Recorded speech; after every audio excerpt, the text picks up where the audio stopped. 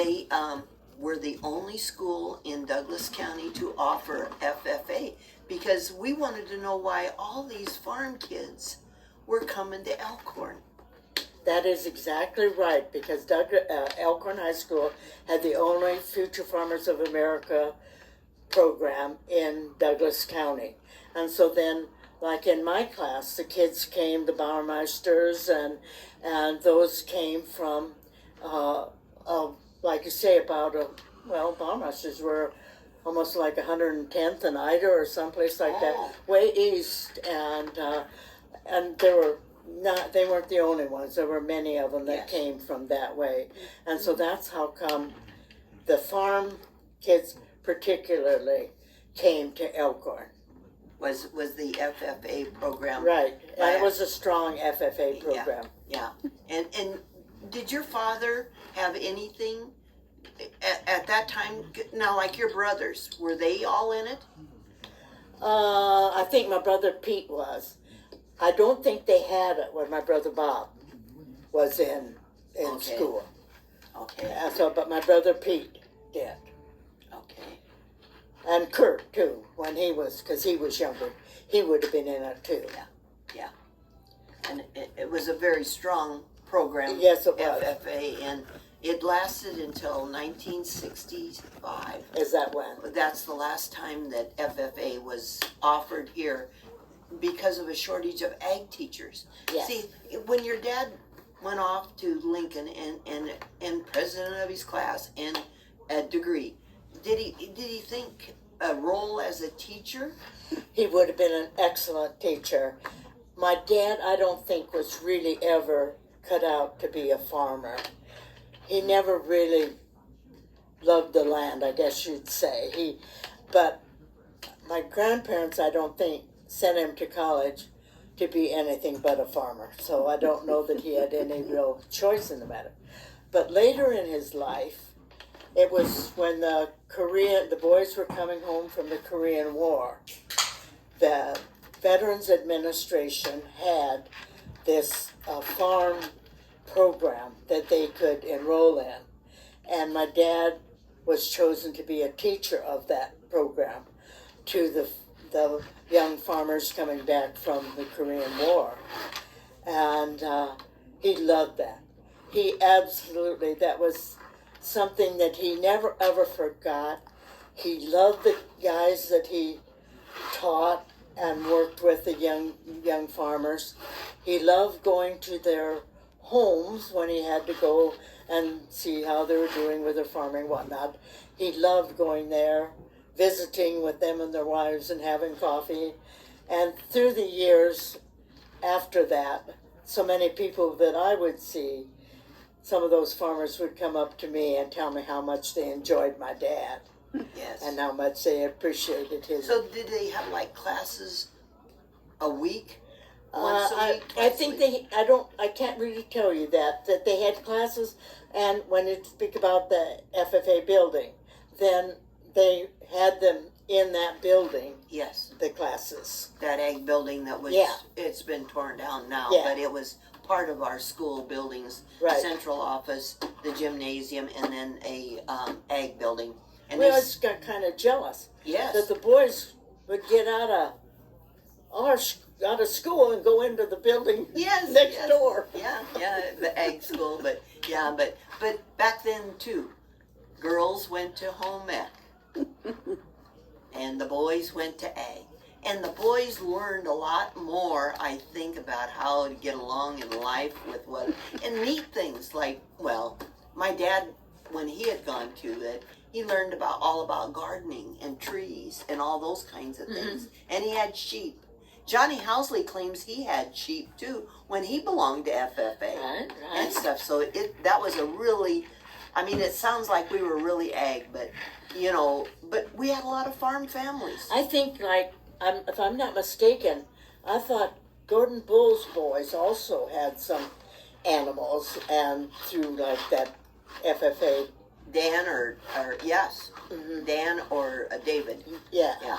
Or no, not David. David graduated in '75, but Dan. Yeah, the oldest one. Yes, the oldest one. Yeah. I'm not sure even whether I'd have to ask Calvin sometime. He'd Sure. remember that kind of a thing, too. Because So, his dad was part of the first bunch. yes. We had a reunion. Irvin Bull? What is Irvin Bull to you? Oh, that's Ben Bull's son. Right. Irvin Bull married a mum from Utah. Yes. Yeah, And he went to Egg in Lincoln when that was his school of what he went Yes. down there for Egg. yeah. And we had him do a video with the third graders. I would like to go, not third graders, it was the middle school kids. And it was a video. And that they just loved him because he could just joke and tease. And he told them how he remembered them building Highway 31 through Elkhorn. He said they came by our farm, you know. And he was really good with them. Maxine and I went over one time, and we wanted to ask for the video so that we could have it. But everybody who did them usually got the video. And so sometime, see, because Mary Ann's gone too. His wife is gone now. And he had all girls. I see them occasionally. Oh, do you? And I will ask them. Matter of fact, I'll go to their Bull family reunion in August, and I will ask them if one of them has it and if we could make a copy. Yes, that would be great because it's a DVD that we can play on this TV and stuff. So it would be just great. Yeah, because he would be so good. He was. He just Oh yeah. He was. Yeah, he didn't miss any words either. He was just, and I thought, where did he come from? Because, Ben Bull, well, she was his mother. Elizabeth. Elizabeth. Aunt Betty. Yeah, and she, Rosacker. It was just, I meet maybe, I don't know who I meet at Rotary. That is, if Mrs. Rosacker, well, I don't call her Mrs. Rosacker, but he is a Rosacker. Yeah, his mother, Elizabeth, was a sister of my brother-in-law, Warren Rosacker, that married my sister, Shirley. Okay. They were brother and sister, and they had another sister in Omaha, Minnie. Okay. So. Oh, yeah. The Bulls really got it wrong. Yeah. I always thought Irvin was so much more like my dad. Oh, really? Yeah. Than his dad. Oh, yeah. So. Yeah. Because you get the serious ones, and then you get the ones who just seem like they like to have a good time, and yeah. Oh, Irvin was so outgoing. Yeah. So you come into Elkhorn, you're going to high school here in town. Did you carpool? Did a lot of kids? No, we all came. My parents drove us back and forth to school, came and picked us up. My dad usually came to pick us up because then he could have a card game before he had to take us home. Yeah. Mother often brought us to school, and we were glad for that. Yeah. She drove faster than my dad. And that would be kind of neat because you said you never drove a car. No, I never was taught to drive anything. And my brother Bob was going to teach me shortly after I graduated from high school, but I almost drove us down a big ditch. I think that took that away. I think he didn't want to experience that again. Okay. Yeah. So then I didn't. I must have driven just a little bit, but I just didn't. And of course, we kids, when we lived in Omaha, we didn't have cars. We took the bus back and forth. On Sunday night, we took the Greyhound bus to Omaha. We'd get off the bus wherever, like on 38th and Dodge, when I lived right off of Dodge there. On Fridays, after we got off work, we'd go to the bus depot downtown and take the Greyhound bus back out to Elkhorn. And Where did you work? We didn't. Where did you work? I worked in downtown when I first got out of high school. I graduated from high school on a Thursday night, and I went to work at Boys Town on Monday morning in a clerical steno position. And I wasn't in the. Wasn't long when I was taken into the steno position, and worked for a really lovely lady there, and I worked there for 2 years. And then I got the opportunity to work in downtown Omaha, where my friend Lorena Wolf worked on the first floor for a brokerage house, and the company on the second floor was looking for a cashier. And so I went to work at the brokerage house and worked there for 10 years. Absolutely loved it. It was a very exciting job.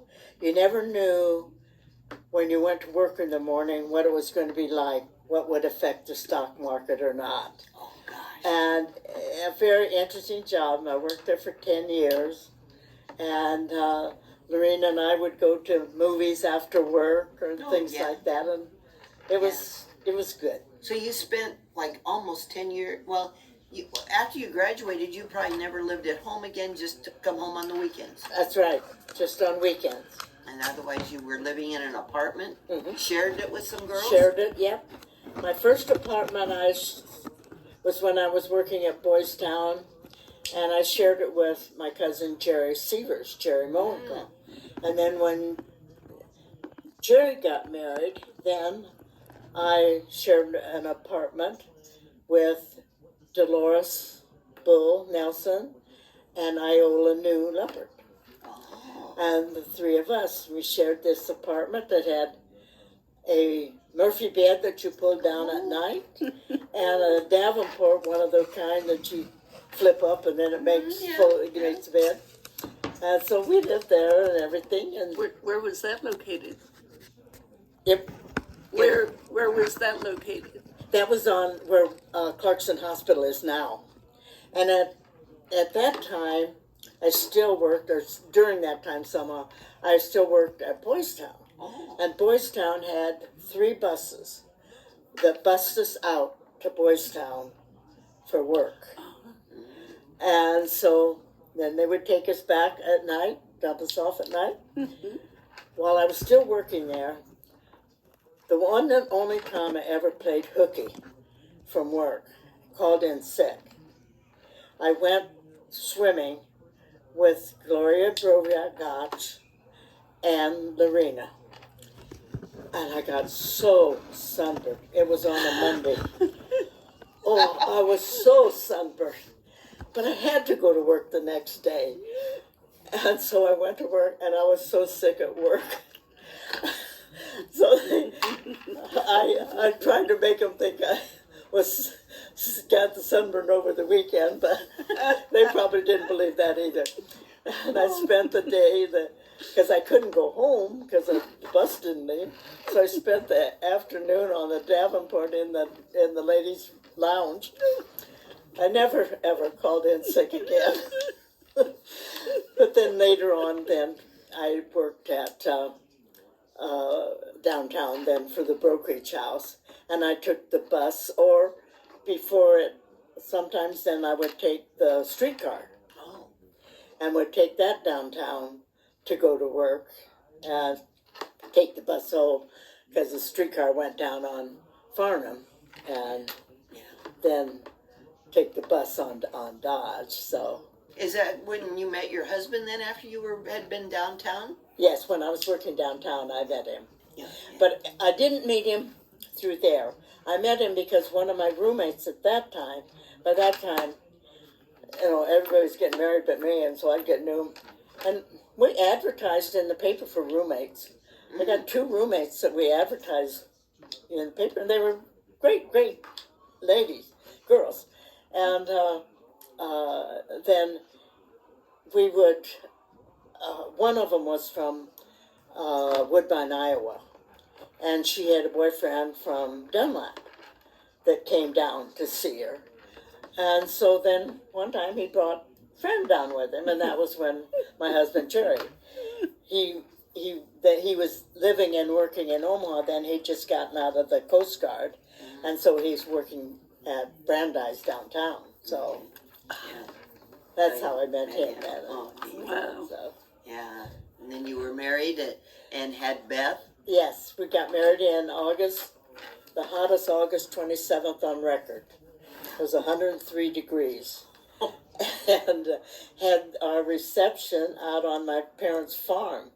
My poor mother having to worry about having a reception and no air conditioning and all of that. I mean, my poor mother, that must have been terrible for her. I thought of that afterwards and everything. So then we had a shivery dance at the Millard Ballroom, Melrose Ballroom, Millard. So, and then Beth was born 4 years later, and she was just 3 years old when he was diagnosed with cancer, and he only lived from August until December from the cancer. So, and she was only 3, so her memories are not, she doesn't have any real memories of him. So, yeah. So then, did you come back here to Elkhorn then? no, I stayed in Omaha because at that time I was living on 56th in Miami, and my sister Eleanor lived on 56th and Lake, and my brother Bob and his wife, their family, they lived over on about 54th, just north of Military. So they were all close by there for me, and Eleanor's boys babysat sometimes, and then otherwise there was another lady that was probably in her 60s that Eleanor used to have for a babysitter. So when I would go bowl, I would get her to come and babysit and things like that. And I bowled from the time I was 20 years old. So I was in a bowling league at that time, and a couple of them, and so that was my social outlet. You were still working then? Yes, and I was working then. Right after he died, I didn't work for the first 4 years until Beth went to school, the first 2. And then after that, I worked part-time while she was in school. And then some friends of mine introduced me to a friend of theirs that I married in May of 1966. But then we were divorced by 2 years later, 1968. So by then I was into full-time work. So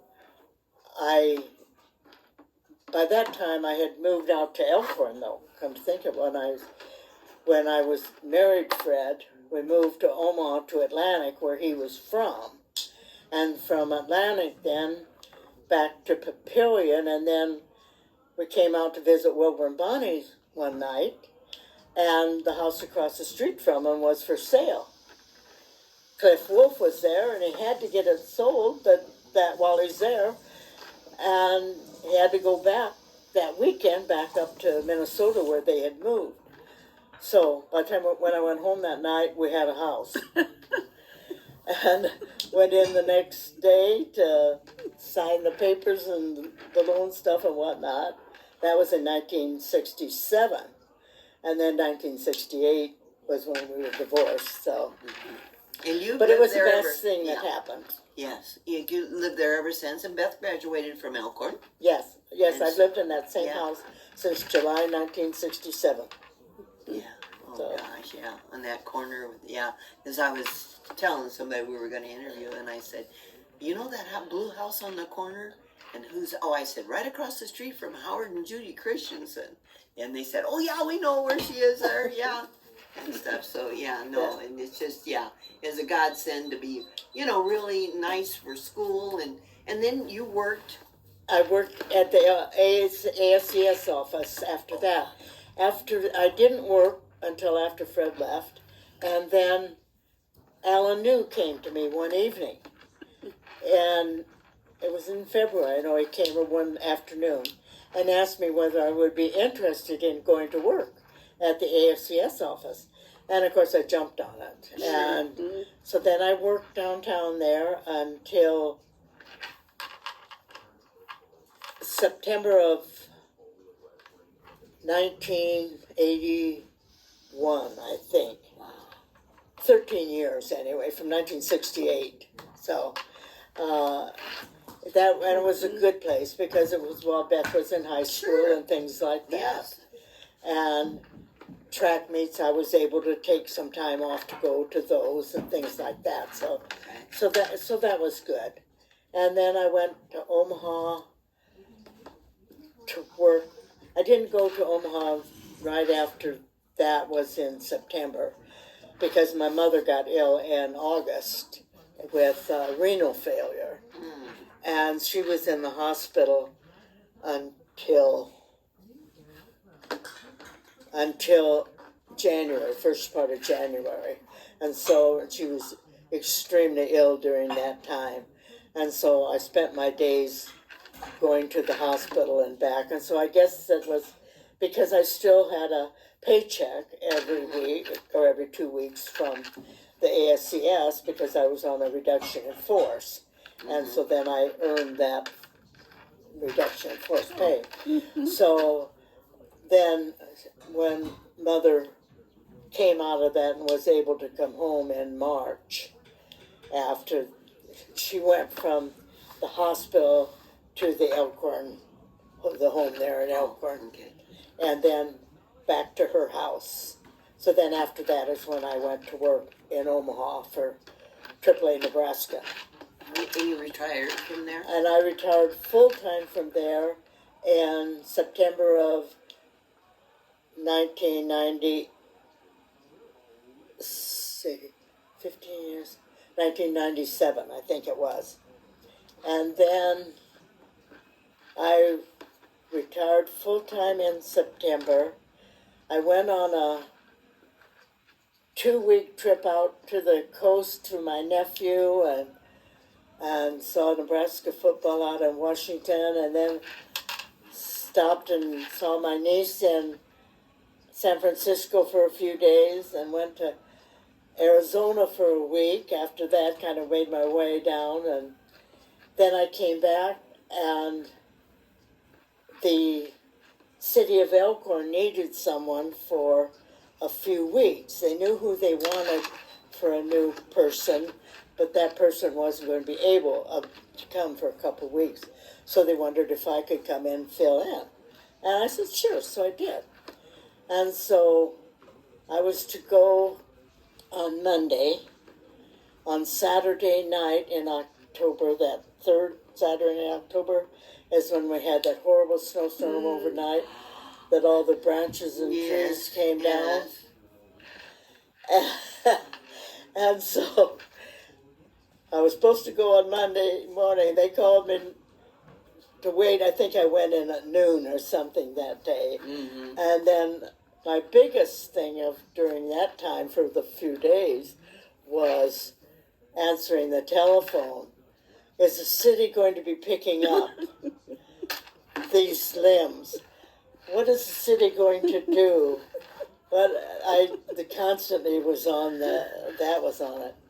And I, having worked at AAA when they had like a snowstorm or a real cold or whatever, and the towing service people would call in for service, and it would be, of course, overwhelmed.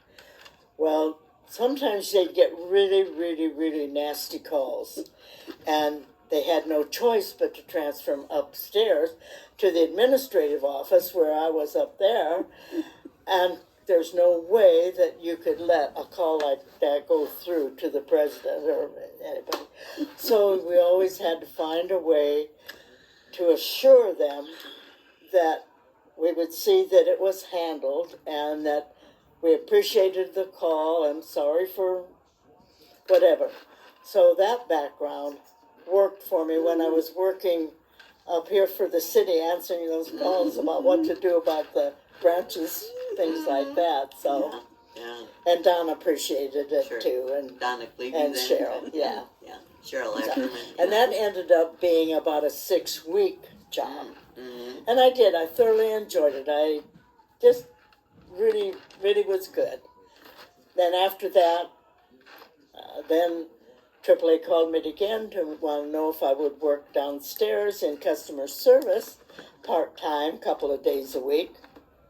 So then I started doing that, and then they needed to have somebody over to fill in a position in the IT area,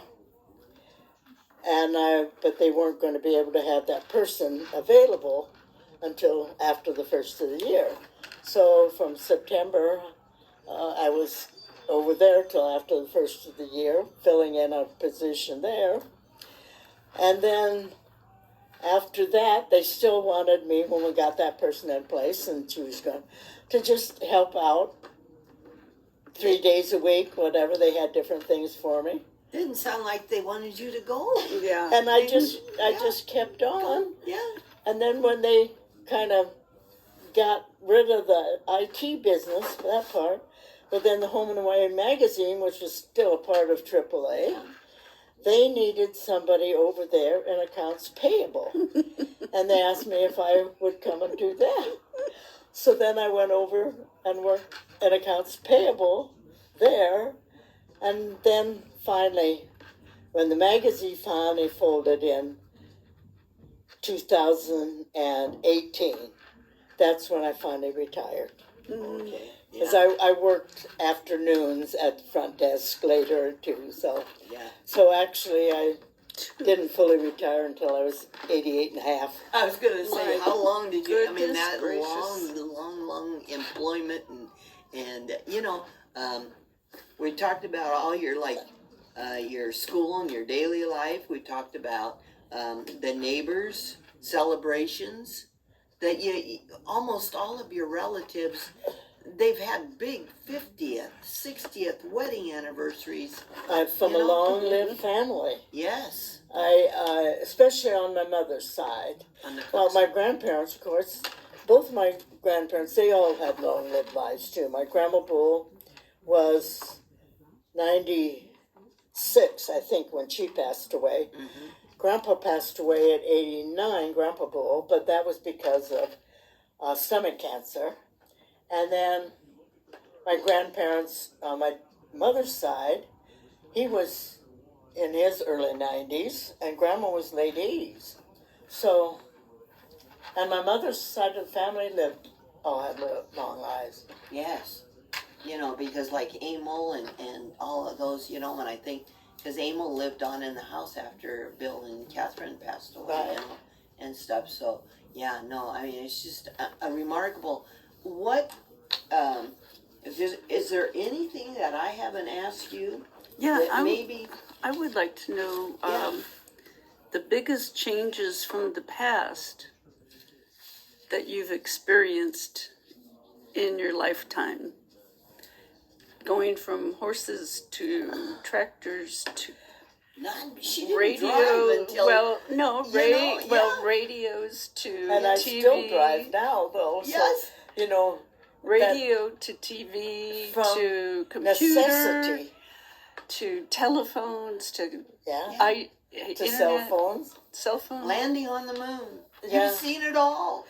Yes, and I remember too. I remember the landing on the moon, and because if I remember correctly, they took off for the moon either July 16th or 17th, and my birthday was the 16th. Oh. And they landed on the moon. I thought was on the 20th, and I always felt it was my duty, whether I was working, so it didn't matter, that I had to get up and make sure that those guys got off the ground here. I got myself up for every one of those because most of those were early morning launches and things, Yes, you know. yeah.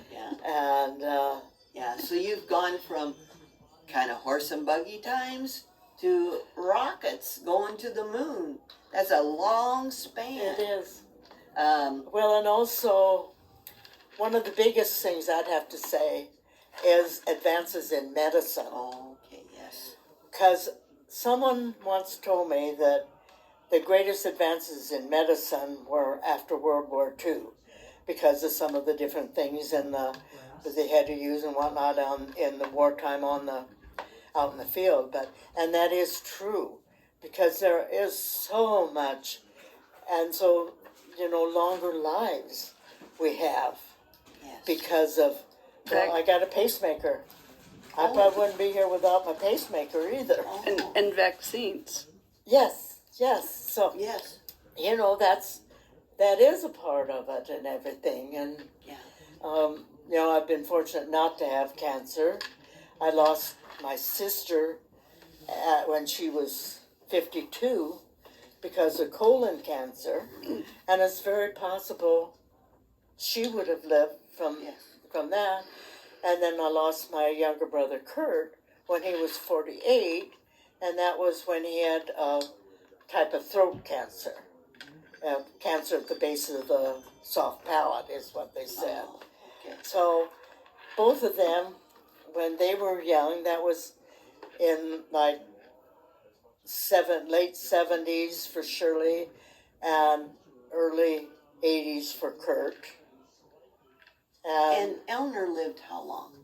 90? Eleanor was 100 in June and that's died right. in August. That's right. She lived 100. Yeah, And oh my gosh. she made it to 100. She came here and identified the people that were in like cheerleading, a pep club. Yes. She went through this whole page. We had them all. She came and sat down. We were right. I don't know. Did you ever come along with her? No, You did? Yeah, she was here, and I mean, she had a sharp mind too, all the way. I can't remember because I was working. Sure, that's right. I was working. Yeah. So I did a lot of work. As far as like hobbies and anything like that, I love to play cards, all kinds of cards. Yes. Love to play cards. And I golfed. I bowled from the time I was 20 until I was 70. Okay. And I golfed from about 55 to 80. Oh my God. And other than that, I guess work has been my hobby. Yeah. Yeah. Do you feel like, okay, this is 2025. If you went back, do you feel like when you were growing up, it was a much simpler time or not? Yes. Not only that, but people were much nicer to each other. I've often said to people, you missed out on a good war. World War II, there was no dissension. World War II, everybody was for the war effort and worried about other people's children that were in the service had